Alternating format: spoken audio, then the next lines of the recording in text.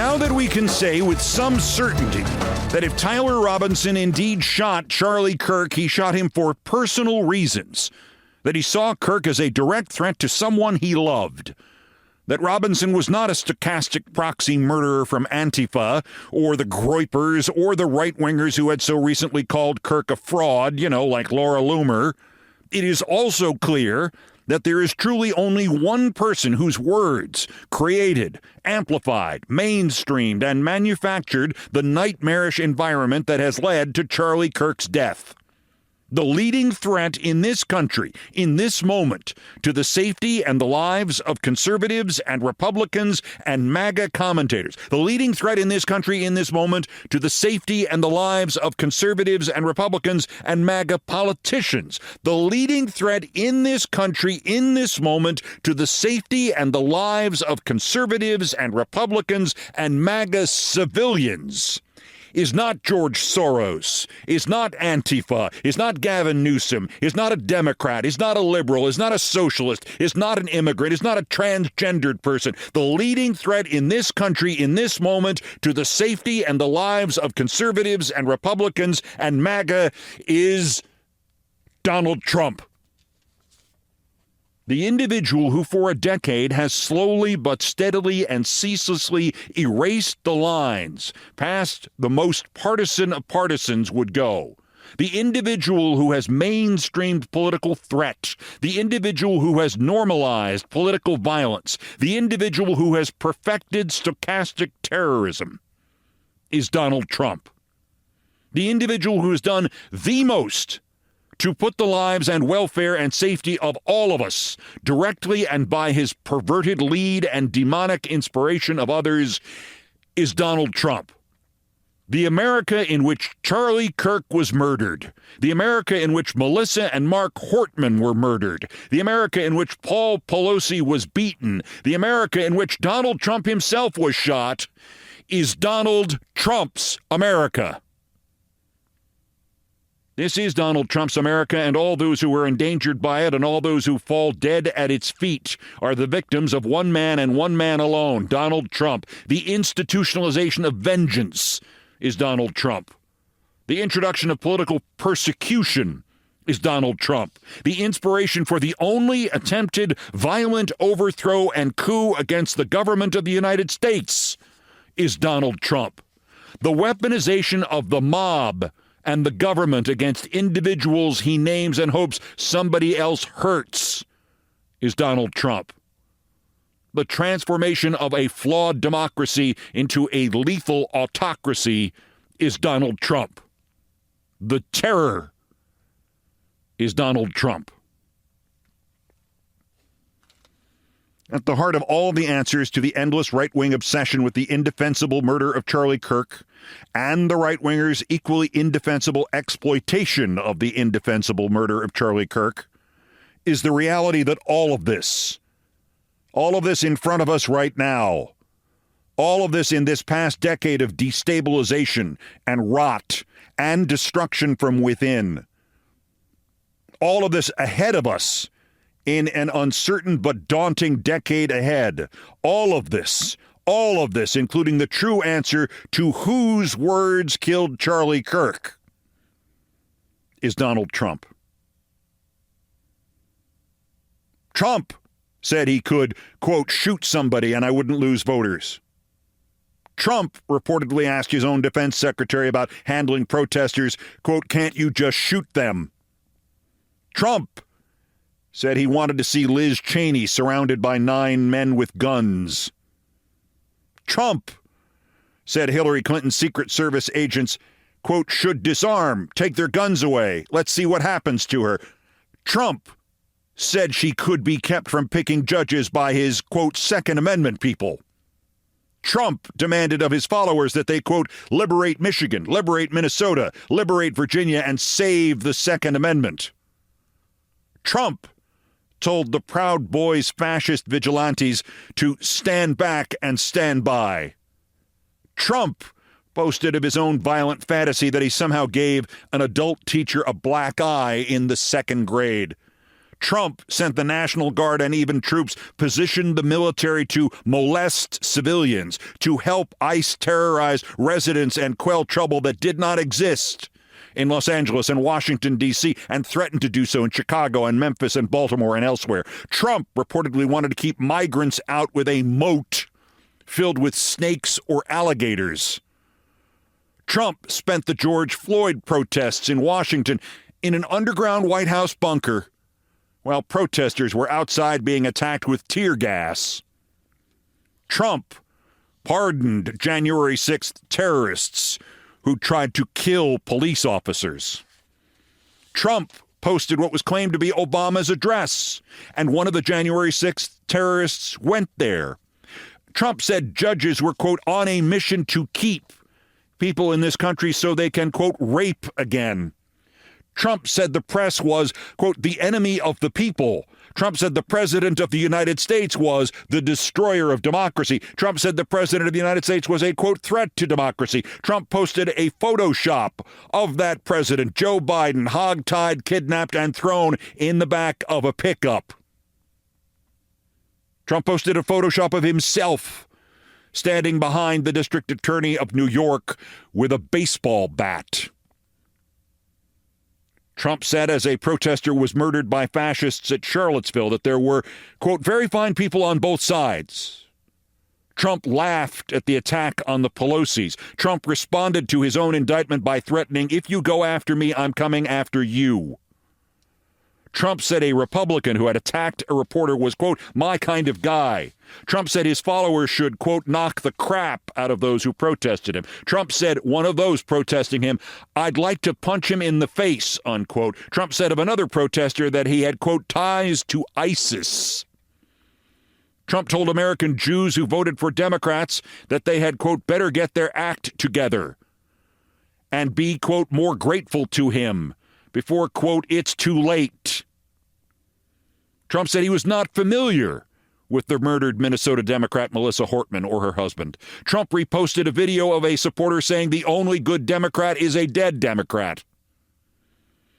Trump inspired physical attacks and threats against Judge Chutkan, Judge Curiel, Judge Engoron, Judge Engoron's clerk, the justices of the Colorado Supreme Court, the Secretary of State for Maine, Special Counsel Smith, Attorney General James, District Attorney Bragg, District Attorney Willis, and so many others, hundreds, thousands of us. The list is so long it eventually even gets down to me and a woman newscaster I used to live with. And most broadly, and most impactfully, Trump said the Democrats, quote, are the scum of the earth. And the left was, quote, the scum that spent the last 4 years trying to destroy our country. Leaders cannot call their political opponents Nazis and fascists and enemies of the state because they disagree with their policy priorities. I mean, this is something we should have learned in grade school. This type of language spurs on depraved people, deranged people who take that as a cue. But it has not just been ugly little Johnson this week, unintentionally describing Donald Trump, describing all there is to Donald Trump, without which there would be no Donald Trump. But Johnson was also simultaneously, unknowingly describing somebody else who is in this equation at the moment. I mean, Joe Biden is a bumbling, dementia-filled Alzheimer's corrupt tyrant who should honestly be put in prison and or given the death penalty for his crimes against America. The late Charlie Kirk, July 24th, 2023, of whom the laugh-out-loud stupid Congressman Troy Nehls said yesterday that if Kirk had lived in biblical times, he would have been the 13th disciple. I guess Nehls meant of Jesus. I can't imagine he's serious. Charlie Kirk was killed in Donald Trump's America. It is not just that Trump is the leading threat in this country in this moment to the safety and the lives of conservatives and Republicans and MAGA. It is that he has been for a decade. Charlie Kirk is dead, as so many others are dead or threatened or wounded or living in fear because there is a Donald Trump.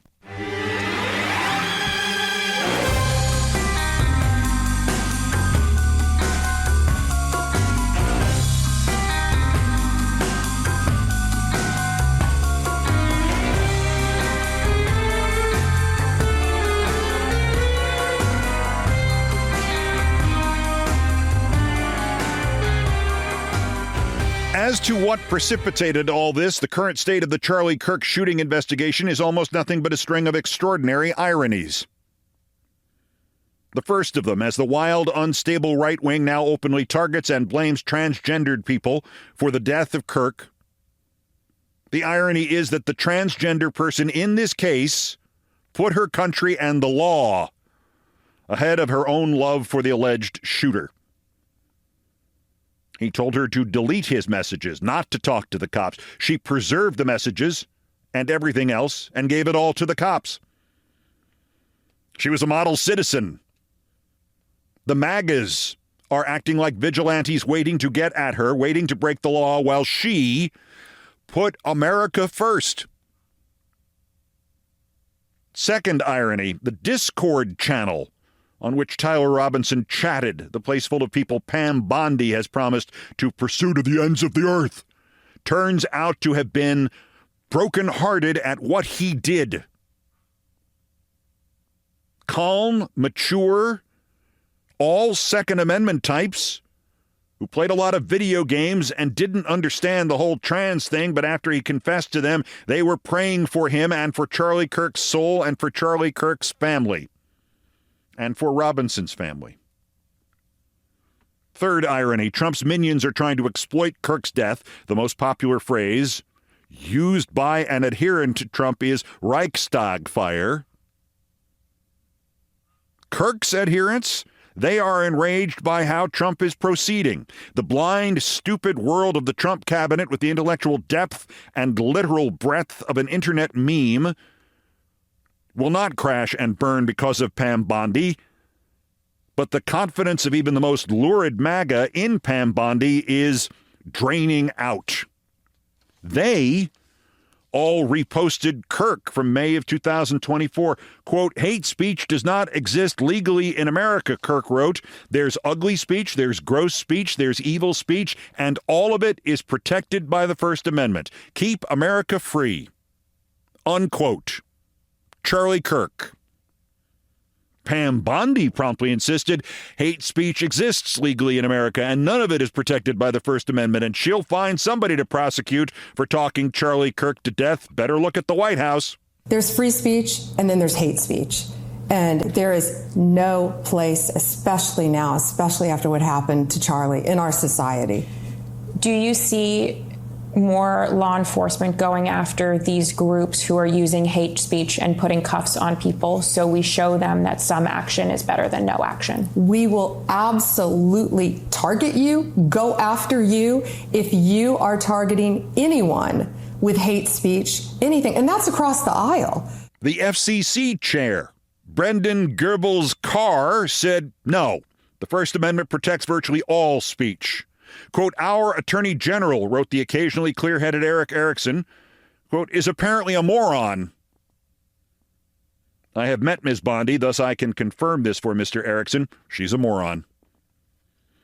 The last irony, of course, is that after the tug of war over who radicalized Tyler Robinson and who is to be blamed, left, right, Groypers, Antifa, the more and more we learn, the more and more it is evident that the shooting was almost apolitical and certainly personal. There has been pushback from almost every quarter about the texts that tell that personal story. And no, they don't read like the texts of your average 22-year-old. There are, however, two salient facts to remember when you reach that conclusion. One, if those texts were faked or altered, that would instantly end the careers of everybody involved in this investigation and prosecution and would result in the immediate dismissal of all the charges against Robinson, period. If there is one thing left in the American form of government, it is the chain of evidence. And as we know, if there is the slightest thing amiss or even just sloppy about the chain of evidence, or you can make it look like there's something sloppy about the chain of evidence, your case is over. Ask O.J. Simpson and Mark Furman and Judge Ito. Secondly, yes, complete sentences by text. Who knew that was possible? I don't want to feed cliches about groups or religions, but bluntly, Robinson is or was a Mormon, and I say this as a compliment, as a believer in complete sentences and ties. The last complete sentence that will be sent electronically in this country by somebody wearing a tie as he hits send will be sent by a Mormon, probably. Robinson was also raised by hard-right, gun-obsessed Trumpists. But a slight change in direction. He was bisexual, reportedly. He said he was in love with a biological man transitioning to being a woman. He saw the mounting scapegoating of trans people. He heard Charlie Kirk selling it hard. He wrote, quote, "Some hate can't be negotiated out." If he shot him, certainly somebody shot him at the moment in his speech that Kirk started to connect all transgendered people, started to try to put cause and effect between transitioning and shooting up schools. To the suspect, Charlie Kirk was threatening someone he loved. Ultimately, all of this nightmare may have not been more complicated than that. It may have been no more hard to understand than that. The alleged shooter felt Charlie Kirk was threatening someone he loved.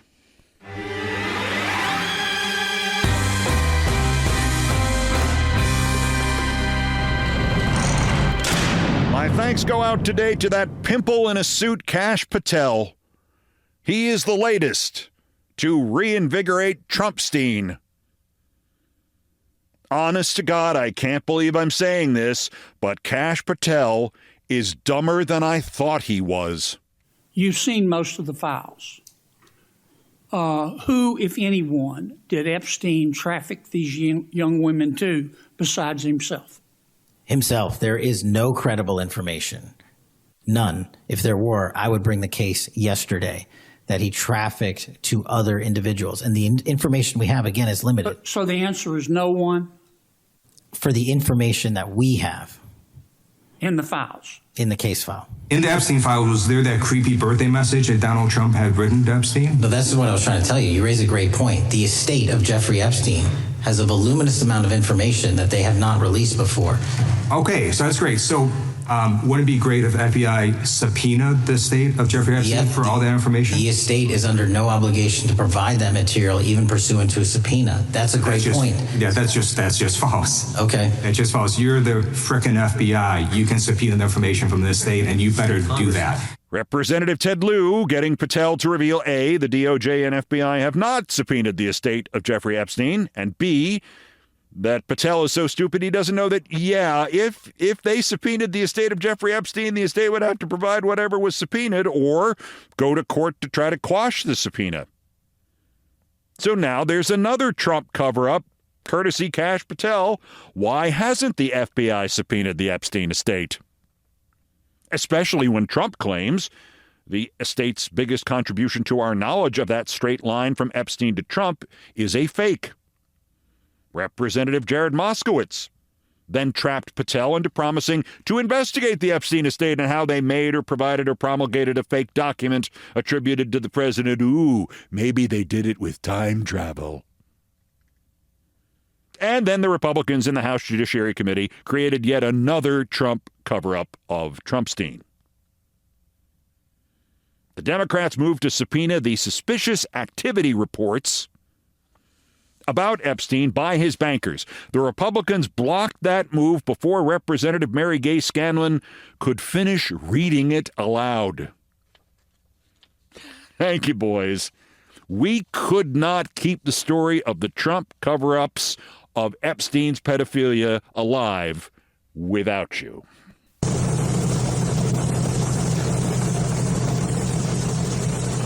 Let me also mention Bill Pulte, the Trump banking lunatic who has tried to get Fed Governor Lisa Cook fired for allegedly listing 2 primary residents on mortgage apps until, oops, turned out she listed one of them as a vacation home. Remember him? Then it turned out that 3 Trump cabinet members, Zeldin, Chavez-DeRemer, and Duffy, actually did do that legal contradiction, if not crime. Then it turned out Pulte's own father and stepmother did it. Then we found out they had to stop Treasury Secretary Scott Bessent from beating the crap out of Pulte. Now, Bloomberg News reports, a source tells them, Scott Bessent did it too.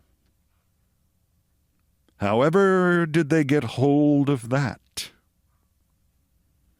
Here, the judge in the Luigi Mangione trial for killing the healthcare CEO threw out the state's terrorism charge because that charge was bullshit.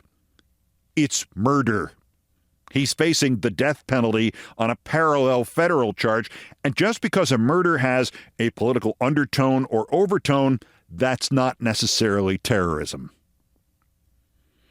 And Semaphore broke a new Data for Progress poll on what rank-and-file Democrats really want their party to do, and guess what it isn't, Senator Fetterman?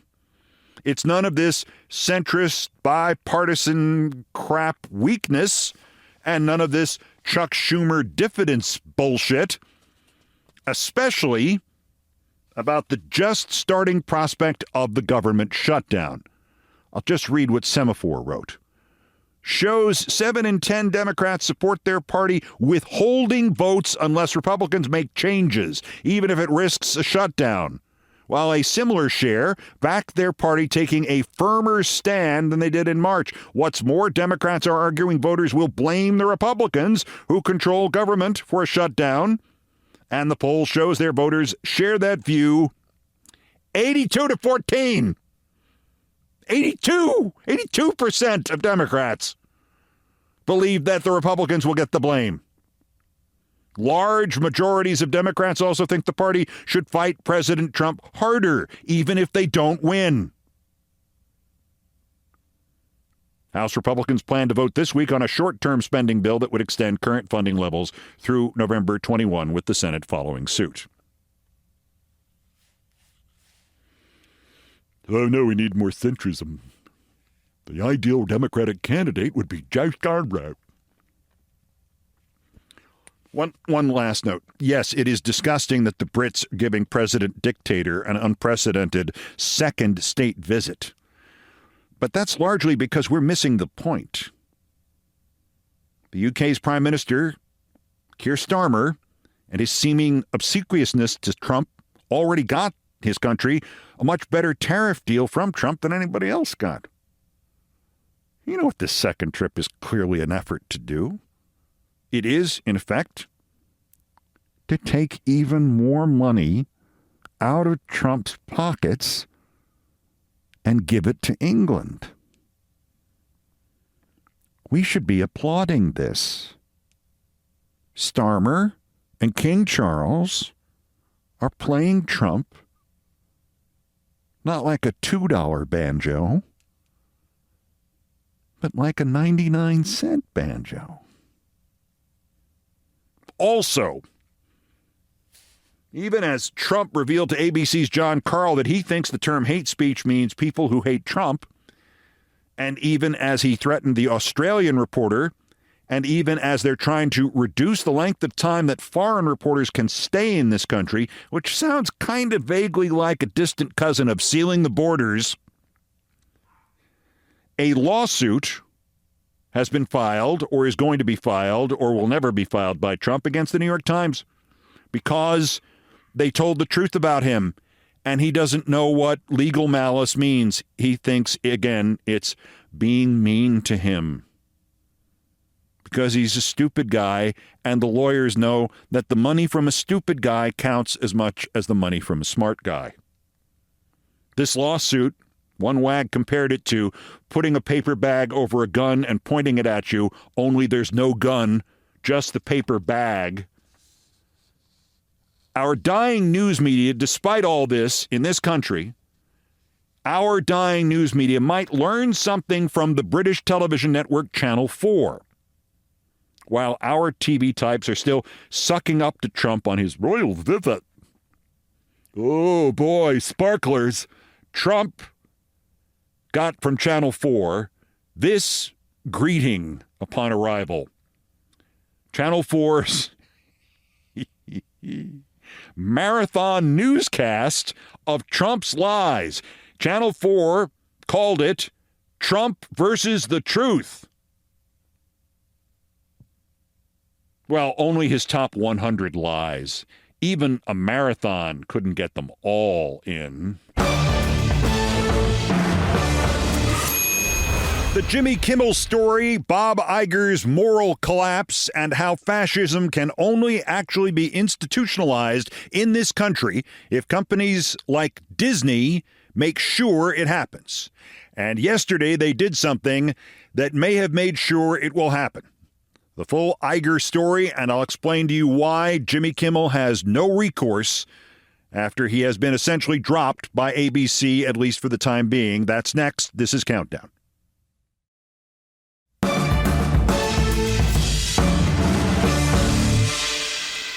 All right, I will try to tell you the Jimmy Kimmel story while suppressing my rage over it.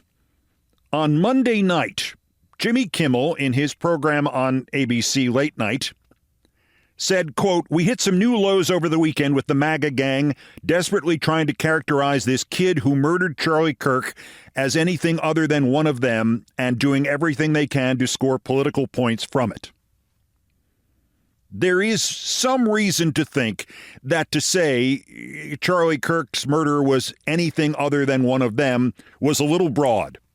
Otherwise, that script could have gone into any newscast in America. It is that close to what has proven to be true. And that statement was made before the news conference explaining all of the correspondence between the alleged murderer and his girlfriend and the motivation for it. Yes, that's all they have done since Charlie Kirk died. And many of them are doing them, as I mentioned the other day, from a position of knowing only of the Charlie Kirk who was a Bible thumper. This weird position we are in which somebody can have two sets of video feeds. One is seen by normal people like presumably you and me, although I don't necessarily mean to speak for you, and another that is seen by ultra-right-wingers and Bible thumpers and religious nuts and people who would never have heard that cut that I played earlier of Charlie Kirk saying that Joe Biden should be executed. They would only have heard the ones about stay in school and read your Bible and the family's most important, and they would never have seen the rest of it. So there are some people operating from a position of at least authenticity within their own world. Then there are the politicians and the political figures who know Charlie Kirk for what he was and are taking advantage of the fact that there are people who do not know what Charlie Kirk really was and the kind of filth that he put out every day, hour upon hour, in the guise of being the Bible thumper. Jimmy Kimmel cut through that in the wake of the cancellation of Stephen Colbert. I continue to maintain that CBS's decision about Colbert was actually almost 99% financial. These shows are not making money, and just because you have the top-rated one does not mean you are not losing money for your company. The whole genre is dying. The audiences under 50, under 30, from which these shows were springing and making all kinds of money, they are leaving in droves. The percentages in just the last 18 months, I believe the audience number under 30 for Kimmel and for Colbert and for the NBC shows was now down 50%. It's not sustainable. However, the Kimmel move, in which they announced late yesterday that Kimmel was off the air effective immediately on the ABC network because a series of local stations owned by a company called Nexstar, which has its own history of repression of freedom of speech, that those stations would not carry Kimmel and were pressuring ABC to drop or suspend the show, and ABC did this. Also, late afternoon yesterday, the man I referred to in the first segment, Brendan Goebbels' Carr, did something that is quite literally exactly something that Goebbels did in the early years of Nazi Germany in his role as the media controller and chief propagandist for Adolf Hitler. He silenced all criticism by taking the broadcasting companies. In those days, almost all broadcasting in Germany was radio. He took all the private radio companies away from their owners. The few that maintained some kind of viability, and also the newspapers, the few that maintained viability in Nazi Germany were the ones that never criticized the Nazis thereafter. That's what they want. Brendan Carr may have said something appropriate about the First Amendment, but of course he doesn't want the First Amendment to apply to private broadcasting because his argument was we can take the licenses away from ABC. ABC, the network, the Jimmy Kimmel Show, Fox News Channel, all of cable, there are no licenses for them. There are licenses for the individual stations that ABC owns, that Fox owns, that CBS owns, that NBC owns. There are individual licenses, and they can be challenged, and they can be taken away from the owners, no matter who they are. Usually it's under the most dire and extraordinary of circumstances. I don't know the last time a license was actually taken away from an American TV license holder. Now, the Trump administration, under this despot Carr, would take somebody's license away for being critical of Trump. There is no pretext being made anymore about why they would go after ABC licenses. The other reason they're going after ABC licenses is they know Bob Iger is now a collaborator.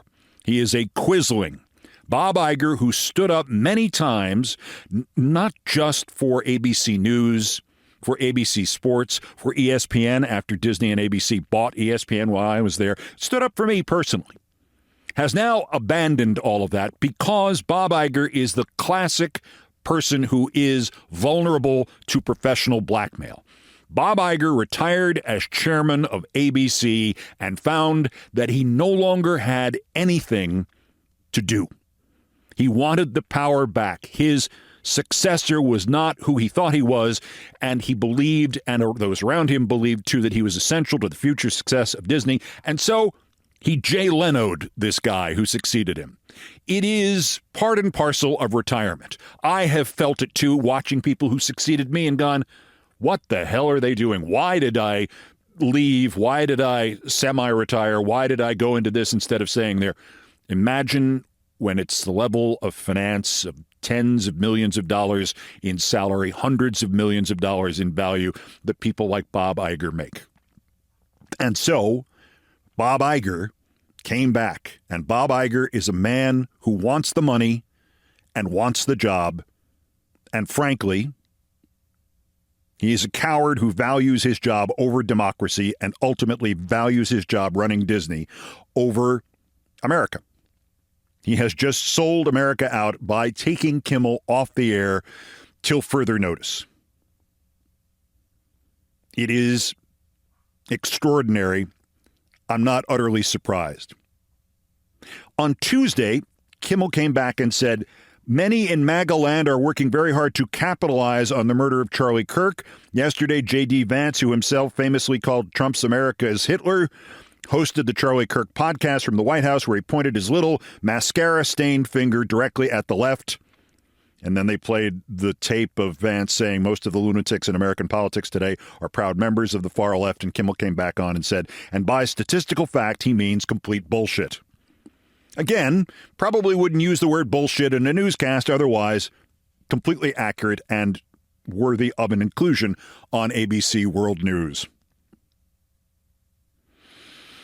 Let me explain to you why they did this. Again, primarily Iger did it to protect Iger. To some degree, he did it to protect ABC. They already gave up $16 million to Trump as a bribe to keep them from suing further over the Stephanopoulos quotes about Trump and the E. Jean Carroll case. So there's already a history there. They already knew Bob Iger was a soft target who could be blackmailed into doing what they wanted. The Kimmel stuff, although it is factually verifiable, was still so pointed that it became an easy weapon to use against Iger. And no doubt there were phone calls made directly to people around Iger saying, we will go after your licenses. We will go after your theme parks. We will go after everything Disney has that's worth anything. Ironically, of course, the station licenses are probably the least valuable thing in the equation because local TV stations are not something you would want to invest in, even if you were only investing $50. A local TV station is not a big deal anymore. The network properties, the syndication rights to shows on networks, the shows that networks produce or are involved in the production of, that's a different story. But the local stations, yeah, you're probably better off just affiliating your programs with independent stations that you do not own. Nevertheless, the implication here was, we already bought you, whore, Bob Iger. We are going to make you whore some more, or we are coming after what we already told you was yours and we wouldn't come after again. And Iger folded. It is shameful. It is the only thing he will be remembered for. After a tremendous career, 50 years in broadcasting, as I said, personal relationship with me that dates back literally to before I went on the air professionally in 1979. Some of the greatest advice I have ever been given. I always had tremendous respect for him, and he made overtures again and again offering me the opportunity to go back to ESPN after I left, called when I was leaving, expressed his regrets, criticized the management beneath him, saying he didn't know I was about to leave. I had all the respect in the world for this man until the last year. Because there is nothing more dangerous than a man who retires and sees that the only thing next in his life is his own death, whenever that may come. So you have to go back and reclaim your old job, and once you reclaim it, you will kill to maintain it, metaphorically speaking. And what he just metaphorically killed was freedom of commentary in this country. Several people asked me in the wake of this announcement late last afternoon, early evening, can't Kimmel sue about this? Isn't this obviously damage to Jimmy Kimmel and against the contract? And doesn't the contract say you're doing a show and you're being paid this much money? All television contracts are pay or play. All the company has to do is pay you. They don't have to play you. So the roughly $16 million that Jimmy Kimmel is still owed in the 2025-26 television season that just began and ends May, June, July of next year, as long as they pay him that money, he has no recourse. If they do not absolutely slander him in any announcement about canceling the show or in any suspension of the show, if they do not materially damage him, he has no recourse. He can only do one of two things: take the money or come out and slam ABC back and then probably forfeit the money, because then they could fire him for cause. And I know this intimately because this is exactly what Fox did to me on a much smaller scale, literally 1/20th size in 2001. Fox wanted me out. They were overspending on their cable sports operation, and I was something like 40% of the budget. When I found that out, I sold my house because I knew the thing couldn't last much longer. But what Fox realized early in 2001 was they were paying me an inordinate amount of money for something that was not going to last much longer, and they needed to take a gamble. Yes, they owed me $100,000 a month for the remaining 8 months of my contract, but they could probably piss me off enough that I would say something incredibly stupid and they could fire me for cause. Instead of paying me $800,000 to do nothing for the next 8 months while I was free to look around and try to get a new job and then trash them once I got the new job and not before. Bad call on their part. On my worst day, I'm always going to take that $800,000 to do nothing and just save up all the terrible things I intended to say about Fox, which I have been saying nonstop since January 1st, 2002. But it's exactly the same situation. There is nothing, and there was nothing in my contract, and there is nothing in Jimmy Kimmel's contract that says you have to be on the air. You do not have to be on the air. You only have to be paid. That's it. There are no other elements. Sometimes something can be twisted in such a way that you may be able to say to your employer, you took me off that show, you have breached my contract, you owe me all the money and I'm free to leave now, which also happened to me at NBC, but you really cannot force your way back onto a television show or onto a television network just because you have a contract. Your contract is to do the show if they let you. Their contract is to pay you whether you do the show or not. So no, there is no recourse for Jimmy Kimmel. And there is evidently no recourse for America. ABC could have stood up, could have weathered the storm that would be coming, could have fought back, and unfortunately, as I explained earlier, of all times for an egotistical old man holding on to his last remaining glory before death, for him to be in charge of a company like Disney, this is the worst for the purposes of freedom of press in America, freedom of comment, freedom of political expression, simply freedom. Bob Iger on the side of the devils, taking it out on America so he can maintain his power. I don't know how this turns out. Perhaps Bob will get some sort of inspiration from the realization that he's about to sell his country to the fascists and participate even further in that process. Perhaps the ABC people will all walk out. The problem, of course, is this. The same financial considerations that essentially made the Stephen Colbert Show a financial impossibility, certainly going forward, will make the Jimmy Kimmel Show a financial impossibility. If they're not making money with the highest rated late night show, why would they be making money with the second highest rated show? And I know Kimmel disagrees with all of the finances and all of the accounting, and I understand that because I have said that before in the past. I happen to think in this case that part is legit. I will repeat, I believe, and it certainly is an indicator that Colbert was not fired for political reasons because Colbert is still on the air, depending on what he says about Kimmel. Perhaps they will try to fire him for cause at some point, but they have not done that yet. And the schedule is for Colbert to continue into next year. The only thing, though, that CBS would be required to do into next year is pay Colbert. And there could be, at any point in the next 8 months or so, the opportunity for them simply to take him off the air and hand him the cash.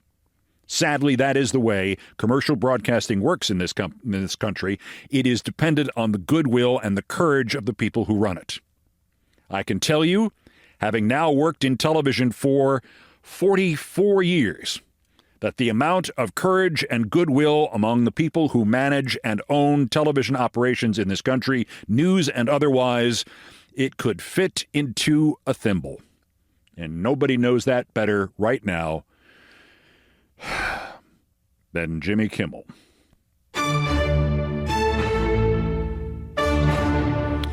Also of interest here, Robert Redford died. I interviewed him once. I interviewed baseball immortal Ted Williams about him once, and a producer of mine humiliated me in front of Robert Redford once. That's next. This is Countdown.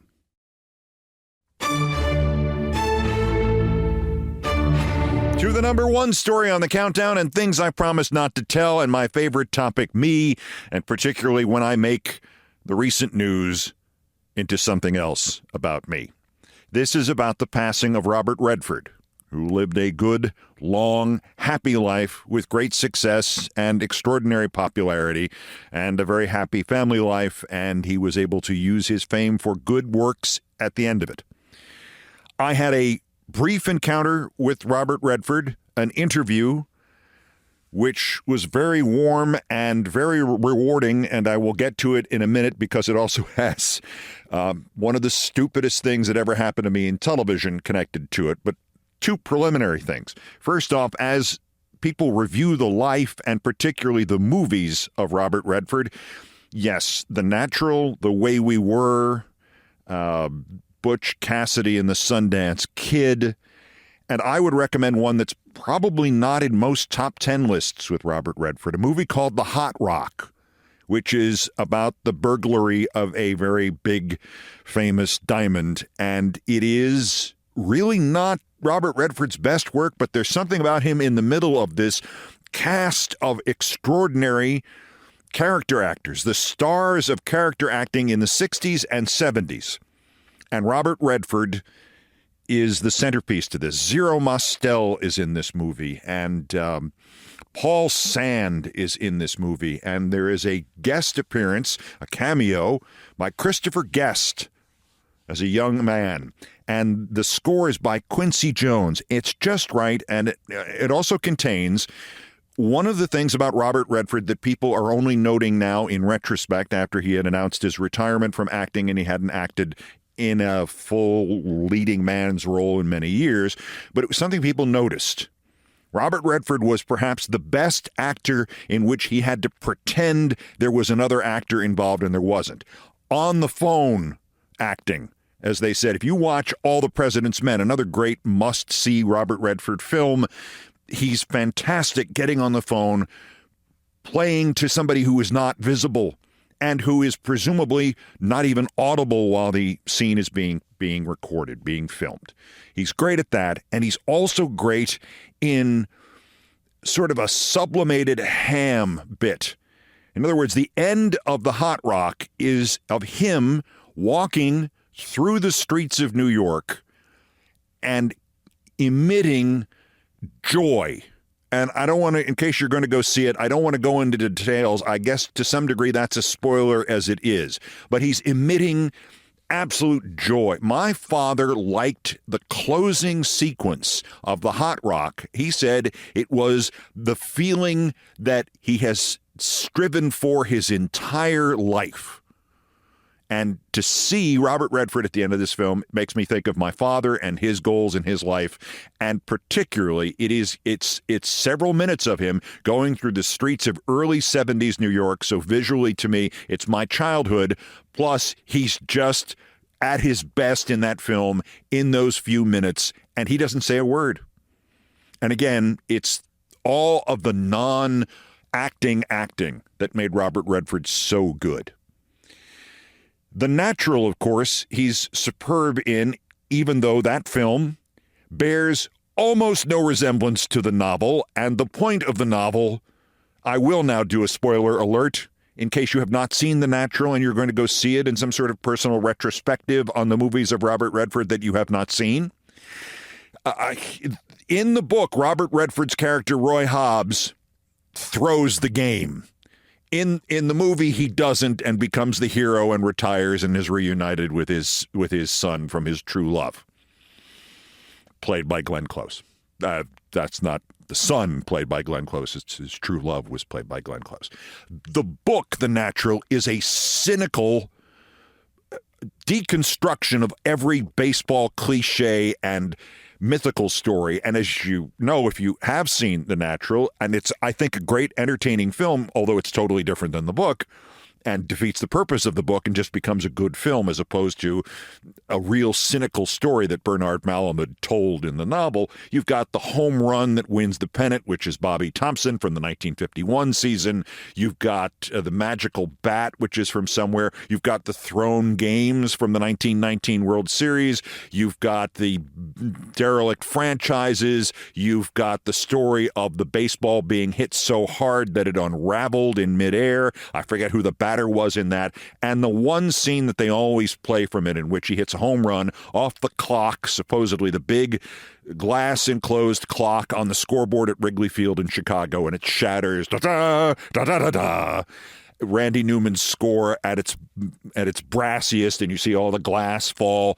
And that actually happened and was a home run hit by a baseball player in, I think, 1945 named Bama Rowell.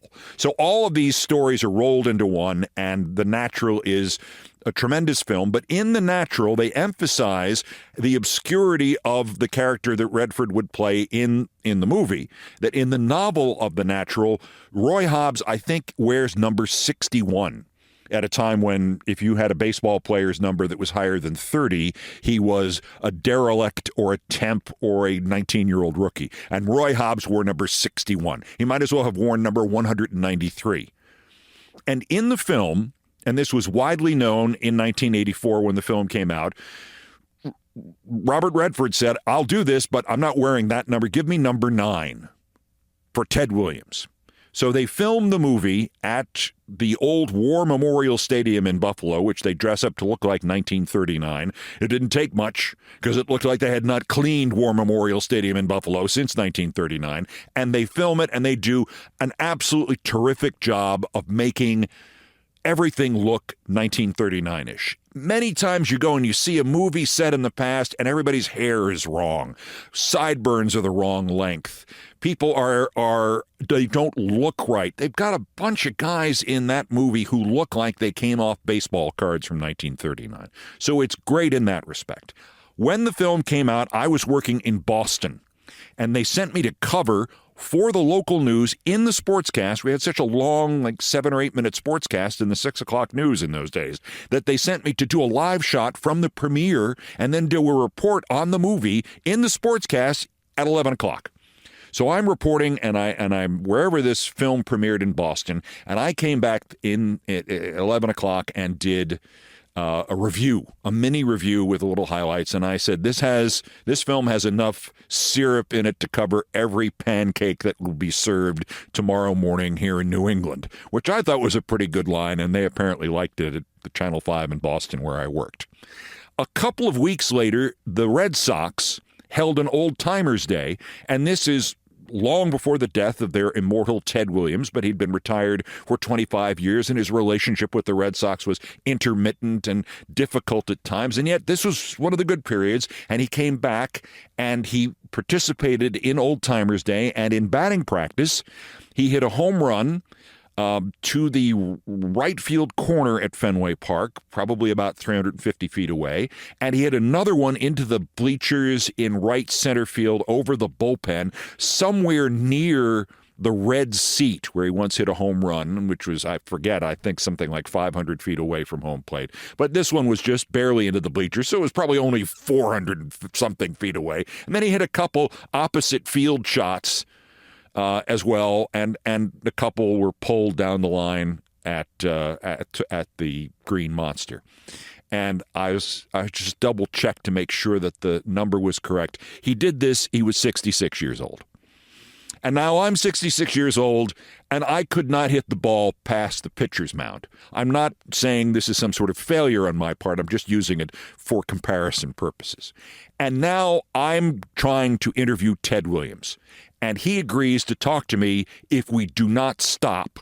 So we are walking with Ted Williams off the field, up the staircase into the Red Sox clubhouse that was being used for old timers. And I only get in 2 questions, and one of them is, did you know, have you seen The Natural? Yeah, it was pretty good. Redford, I met Redford. He's a great actor, and he looks like a ball player in that film. I said, did you know that he changed Roy Hobbs' number to 9 because you wore number 9 and you were his favorite player? And he stopped. Ted Williams, who was in the hurry to get away from me and every other reporter, stopped and went, really? And I said, yeah. That's terrific. Thanks for telling me that. Shook my hand, then starts walking again, goes and closes the clubhouse door behind him, and I never saw him again. But that's my little Robert Redford side story into meeting Ted Williams and getting kind of a thank you from Ted Williams. So now at the other end of my career, literally 25 years later, I'm doing the newscast on MSNBC, and somebody comes in one day in my office and says, would you like to have Robert Redford on the show? And I said, sure. About what? And it was environmental issues relative to some bill that I think was on the table either in Colorado or in the Congress or Senate. And we have this arranged by one producer who was working at the assignment desk. So she was technically a booker hoping to become a producer, and she produced segments in her spare time. The roster size of a show like Countdown would have had usually 4 employed full-time segment producers who were responsible soup to nuts for all the stuff in the number 4 story or everything in the number 1 story, making sure the guest was there, making sure there were good graphics done, making sure getting it on the air, getting it all done, and making sure, and not being responsible for booking the guests. That was not the responsibility of the segment producer. In this case, The segment producer, because we were short, somebody was on vacation, was the booker. So the woman who made the arrangements, and we'll just call her, the made the arrangements to get Robert Redford was the person who had actually produced that segment. And she wanted not to be a booker anymore. Not that there's anything wrong with that job. It's probably much tougher than producer. She wanted to become a segment producer because it paid more. So fine, this was kind of an audition. And we put necessarily Robert Redford in as the number one story, the last thing in the show. And most segments, most interviews were only 4 minutes, maybe 5. Robert Redford, we gave something closer to 10, with the theory that it's Robert Redford. We can keep talking about it all show, and people will stick around to watch Robert Redford. And we warned Rachel Maddow's producers, okay, we're going to have this. We're not necessarily going to finish on time, stroke of 9 o'clock. No problem. Because, of course, they would get the ratings at 9 o'clock whether we were done or not. So their first item would be the tail end of my interview with Robert Redford. So no work on their part except being willing to come on at like 9:00:32 or something, or 9:01 p.m. So we're all set. And there's Robert Redford, and I didn't usually talk to the guests in advance, not first-time guests, and I didn't like, oh yeah, get Bob on the phone for me. It wasn't like that. All I know is the producer, she says to me, he likes the show. Well, that's good. That's comforting. Then I don't have to try to explain what the hell I'm talking about to him. So we come into this, and live joining us now from his home, I guess it was in either Utah or Colorado, the great actor and director and environmentalist Robert Redford. And a great pleasure to have you, sir. And he says, Keith, I watch this show almost every night. It's my pleasure to be here. This is one of the highlights of my career.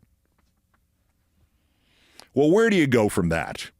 Well, the only thing I could think to say was, well, I doubt that's true, but I hope not to screw it up too much. And he laughed and I laughed, and we went on and had a very nice, warm conversation about some very important issues. He indulged me with a couple of questions about The Natural and Ted Williams in Uniform Number 9, and I did a plug, as I just did now, for The Hot Rock, and he said, I'm glad you liked that film. And I told him the story of my father. He said, I'm very moved by that. I worked very hard on that particular scene, and I always thought those were special events that really needed to convey emotion, and I don't want to pat myself on the back, but I'm glad he liked it, because I don't know that film went over that well, so I'm glad both of you liked it, and I'm delighted by that. That has also made my day. So there's a great interview with Robert Redford, and we're just finishing. We're in the last question, and it's probably 8:59 and 45 seconds, and he's still at full steam in his last answer, and he's talking to me like this, and we're prepared to go long, as they say, past the 9 o'clock deadline, and Rachel knows about this, and her staff knows about this, and everybody knows about this, and Redford is going on about this topic. We're back on one last environmental point that he wanted to make, and he says, and the only wait, did somebody say, excuse me, Keith, did you say rap? And I said, no, I didn't. Robert Redford said, somebody just told me to rap. I said, well, you can ignore that. Please pick up your point.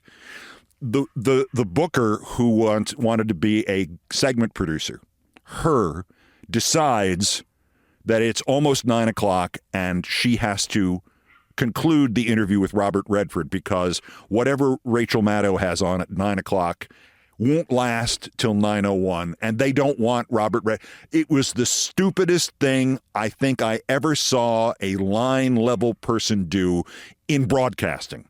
And since then, and as I think we've discussed, this is about to be the 50th anniversary of my first commercial broadcast. So I've seen a lot of stupid things, and I've done a lot of stupid things. But rapping Robert Redford, telling him to shut up, basically, during the end of his interview, when he didn't do live TV interviews. He just didn't do these things, and here he was, and we're having a great time, and people are probably sitting at home saying, that's great. You interrupt him while he's talking live on national television, and while he's making his final pitch about the environment, trying to convince people who are there to look at the star, as he did for the last 30 years of his life, trying to use his fame to get you to think about the environment. This woman gets in his ear and goes, rap, like this. And I just thought to that day I could not have been more embarrassed by anything that had to that point been going well if we had planned it. And the thing I did do, which I rarely ever did, was say when we finished, open up his earpiece, please. Let me apologize to him. And I did. He said, "Oh, it's no problem." And I said, "Well, again, thank you for saying that, even though, frankly, I don't believe it." And he laughed and he said, "Great to talk to you. Anytime you need me, give me a call. I'll come on the show, whatever you need me." And he was absolutely fantastic. And the producer told him to rap. And I'd just like to add, she did not get the promotion.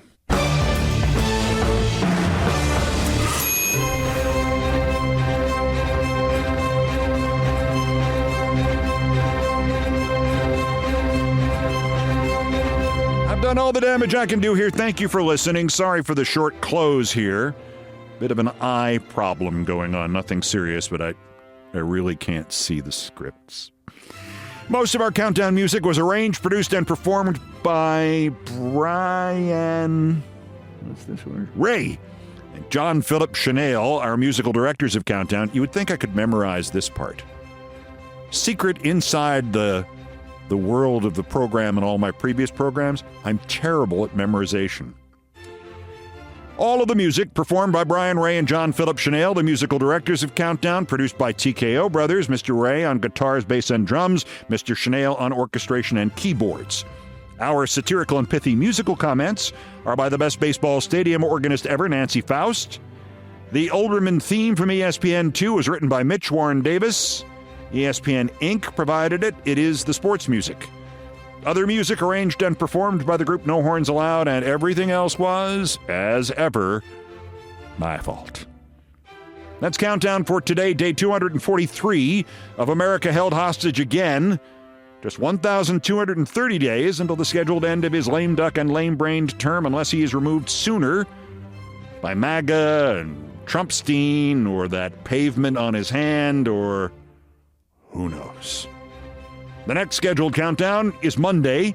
Till then, I'm Keith Olbermann. Good morning, good afternoon, good night, and good luck.